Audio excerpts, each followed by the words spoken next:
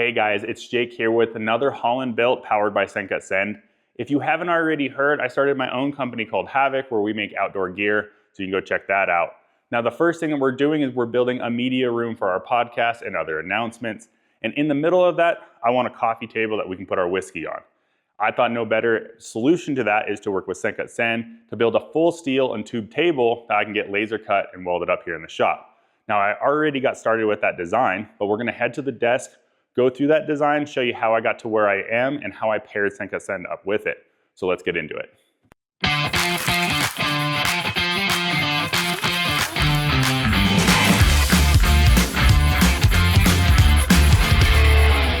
So we're here on the computer. Let's check out the CAD where I currently am at in the design.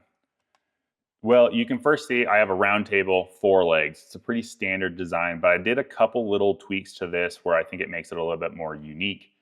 First of all, just dimension-wise, the top of the table is going to be a 36-inch diameter top of the table. It's a smaller room, more intimate for the podcast, so that's kind of what the vibe I want. I ended up doing this really cool wrap-around technique that I have that I'm going to show you guys how to do, where I take a thinner piece of material and essentially create a sheet metal wrap around this. It's really a unique way to get the right length of a straight piece that you're going to end up kind of hand forming into a shape. And then the last cool thing that I did with this before we wrap in SendCutSend to this is I did a mortise and tenon. So this is an old woodworking technique that I did a lot in my college. And with this, I've never done it in steel, which is kind of unique. What essentially I did is I have this 2x2 cross section in the center that will get cut down, and I'll have a strip get cut out of it. You can kind of see that shape there. It goes through my 2x4 edges and sticks out. Then I'll end up having 3 independent, let's go ahead and finish this, 3 independent pieces that I will end up getting cut out of sheet metal. We'll weld all these joints up here. I'll grind them smooth so it looks like it's all one piece, and then those will get inserted into the 2x4, and I'll just end up doing a pin design with a 1/4-inch pin here all the way through. And in the center, I just do an overlap joint. So on this side, it's a U that ends up overlapping with this one, and I have a bolt that goes through both of them on the bottom. Now that we kind of see the design, and before I start talking about how I did each individual component, let's check out SendCutSend's guidelines for the tube to understand how I ended up coming up with those dimensions specifically. Well, so the first thing we're going to see is on the guidelines page is that we have different tube profiles and materials. So selecting through these, I'm going to see chromoly, they have Docal, and mild steel. In this one, I'm going to be working in mild steel. They also have stainless. Within that, we have different profiles. We have our round, our square tube, and our rectangular tubing. And then underneath, we can go through and see a lot of other situations in which they have minimum order values and different understandings of what you're going to end up needing to see, including what kind of file that you need to import. For these, it's not going to be that DXF that we've always used. It's going to be a step file on these. So make sure you're understanding how to do that.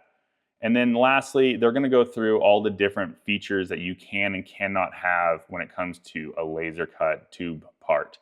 And with that, it's essentially 3-dimensional features like chamfers, radiuses, and most importantly, the outside radius of our corners and the inside radius, as well as our thickness, needs to match up exactly to what they actually offer.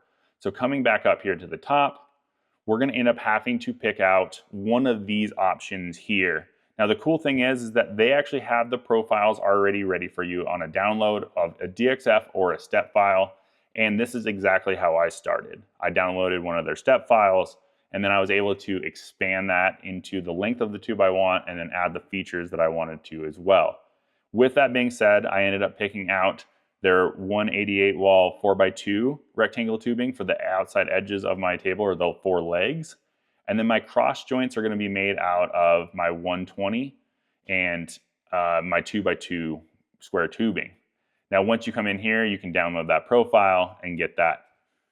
Now, one disclaimer is I do have early access to tube cutting within SendCutSend, and this guideline is not necessarily all the way sought out. They're always expanding their offerings. So when you guys go in to get your tubes, it might look a little different than my screen. They probably have already expanded their options. Now, with that disclaimer out of the way, let's go into my design specifically, and I'm going to show you how I ended up taking that step file and expanding it into the leg that you see in my final design, as well as stepping you through a couple of those sheet metal tricks. So let's go back into CAD. So the first thing that we're going to see when that 2x4 comes in is that it's a small section, right? If I measure this, we're going to see that it's just over 4 inches in length. Now, like I said before, the most important things for them to actually be able to successfully cut out the tube is to have that outside radius, inside radius, and the overall material thickness be exactly what matches their cutting profiles on their computer that is essentially running the CNC laser cutter. Now with that, I can change the length of this part to pretty much be anything up to the maximum length that is in their guidelines. And the easy way to do that is you can do the push-pull, or knowing that it's 4 inches, I can click extrude, click on my face, and if I want this to say be 20 inches, I'm gonna essentially say 20 minus 4, because we have that original 4 inches. Now, when I measure this, I think it's actually gonna be about 10 thousandths over. We're gonna see that we have 20.01. So that's a quick way for me to get to a length of tube that I want that matches their overall profiles. Now that I have that, and you can make a directory of all the different tube options so you don't have to go back and forth between SendCutSend's guidelines, I can go ahead and start modifying this part. Now the way I would do this typically is going in and putting it into assembly and then starting to do cut features. But what I want to talk about is that if I have an angle cut into a part, let's go ahead and make a construction plane and an angled plane, and let's say select, this is 2 edges, correct that. We're going to want to do a plane at an angle. We'll select our edge up here, put this at 45 degrees, and let's go ahead and sketch just a simple rectangle over this. And the reason why I'm showing this is that there's going to be a difference between how the laser actually cuts this versus how you're going to end up putting it into the software. Typically, I would restrain this, but we're just doing this for the sake of showing you an example. If I cut this, we end up getting this straight edge here, and that ends up having a different look to it than the natural look that you're going to end up coming out from the tube laser. And the reason is that SendCutSend's tube laser is cutting into it perpendicular at all times. So what we're going to end up seeing is a look that is essentially cut in a downward motion from this angle here. And I can probably demonstrate that by adding a little chamfer to this, not to that whole edge. Let's turn off our tangent chain and just doing this edge here. You're gonna start seeing something that looks more like this, where you're gonna end up having a roll and a cut. I can kind of demonstrate this. There is a really fancy way in which you can cut your parts, but it's going to look a little bit more like that. So we're not going to get this like perfectly straight cut because the cutting head is always going to be perpendicular. It's not going to be angled because it doesn't have that rotary function through SendCutSend. Just kind of understand that your fitment, you might end up having a little bit of joinery stuff that you either, if you're welding up this area, you might have a little bit more of a gap. So this hole here, you can see it is perpendicular to this face. So these two are perpendicular, and I made sure through projections that tenon ends up having a gap along that inside cut when it's perpendicular. Now, the same thing goes here. It's perpendicular to the back face or the inside of the tube, and so you can't see that other section of the wall, but I have a gap all the way through there. For these, tolerance-wise, I set them at 20 thousandths of an inch. I am going to be welding up this area, and so I can kind of grind these corners, but I laid in a radius on these to just make it look a little softer. Hopefully on the final look, it'll look nice and clean. Now, the last thing that I did is I ended up wrapping the outside of my design with, I have it as 74 thousandths mild steel. Now, the way that I did this is kind of tricky, and I actually want to just redo this to show you guys. So let me hide this, and we're going to go ahead and create a sketch on the top surface. And we're going to create a circle. That circle we can set equal to the outside of my part here. And then lastly, I'm going to draw 2 lines, one vertically down and one vertically over, horizontal. and I'm going to trim off that outside edge here. Now that I have that, we're going to go ahead and delete these. And that leaves me with just essentially that outside shell that I wanted. Now, a really cool feature that you can do with sheet metal is to go ahead and select flange edge, but you can select just a single line and drag this down. So I'll make this a little bit longer so you can see that this one's new.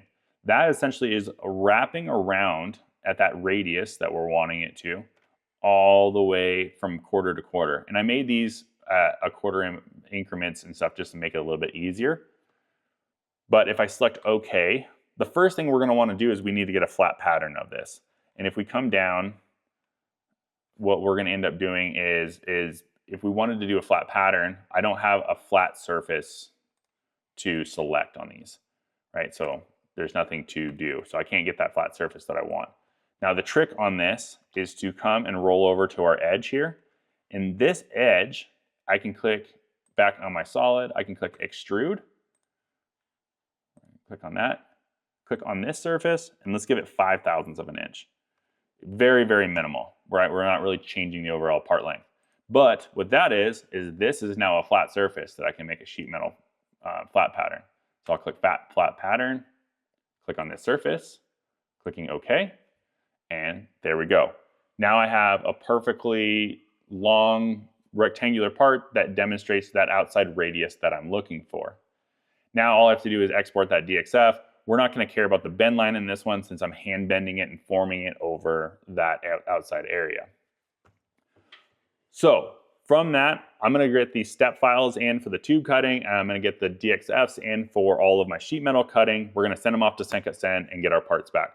So we'll see you when those get in. We got the SendCutSend parts in, and let's check out everything that I was a little concerned about and some things I also noticed. Now, the first thing I talked about is when I did that cut across this surface here, I was worried about a little bit of dimpling, which is the case. If I end up putting this over here, these sit nicely on there, but I'm gonna do, you can see that they sit up on one side, they sit down in the other, and that's just because of that roll. It's cutting perpendicular here and then cutting perpendicular here. So it's actually cutting into the part this way. So this one's chamfered in, this one's chamfered out. It's not a big deal, but what we're gonna end up having to do is just probably take the grinder in there, just kind of smooth that area out just before I weld up that foot. With these being pinned and me not tightening it until it's finally done, I'm probably gonna have a little bit of flex so that if there is anything off 20, 30 thousandths and stuff on the feet, it's not gonna be that big a deal. Now, the other thing that I noticed is that on my tenons that are being cut out of my 2x2, that they did actually warp outwards.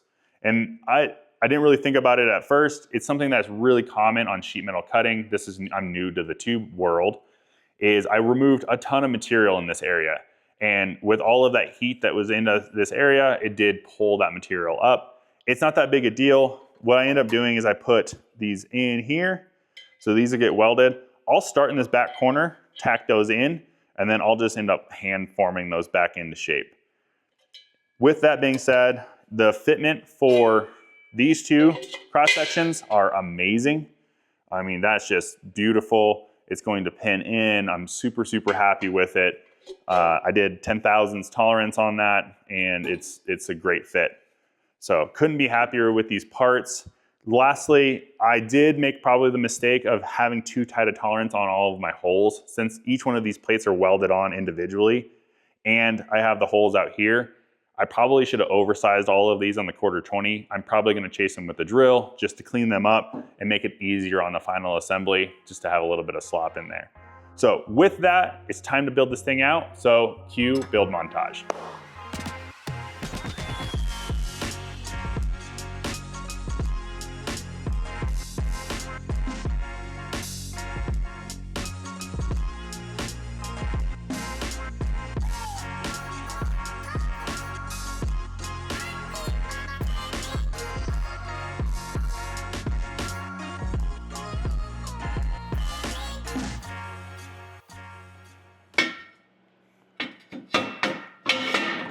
I know what a lot of you guys are gonna say is that I could probably put a small block Chevy or a car on this thing, and you're totally right. But if you're gonna do something, you're gonna wanna overdo it. Man, that looks awesome. You can slide it around a little bit here. Really, really happy with that. That leg tightened back up. Look at that, it just holds itself together. Really, really excited about that design. What we can actually do now is take the top, which I got right here. Go ahead and pick this up. We're gonna drop this down right on top of it. Get it kind of oriented.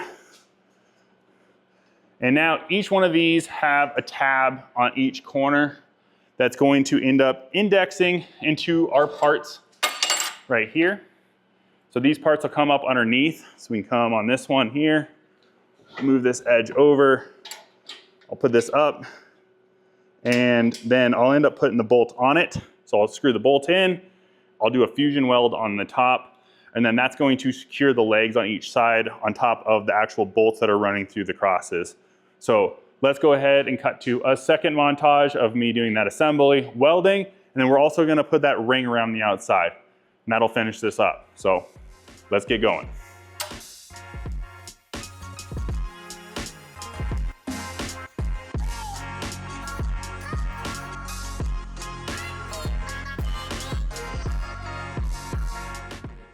All right, pause montage for a second. I want you guys to check this out. If this is my last quarter ring that I'm welding up here, if I butt this up nice and tight up in here, and I roll this around, I mean, I'm so close. So close. So, you know, didn't affect these yet. I'm gonna have to take a little bit off of this end just to get it to fit. But if you're wondering how close you can get with that strategy of doing the quarter line and then pulling the flange off of that, that's how close I got. So, and that's on a 36-inch diameter circle. So, all right, I'm gonna go ahead and weld this up and finish this build out.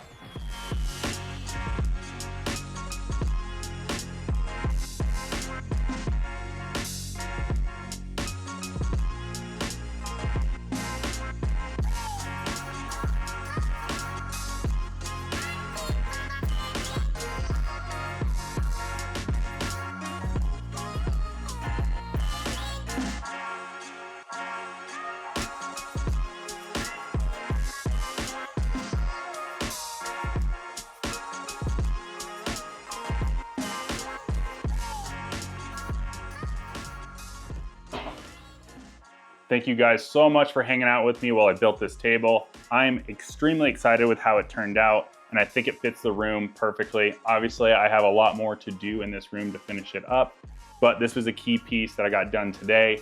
Hope you guys enjoyed it. Again, if you want to get pricing on your parts, drag or drop that step file or DXF directly onto SendCutSend and get to making stuff just like this. Cheers.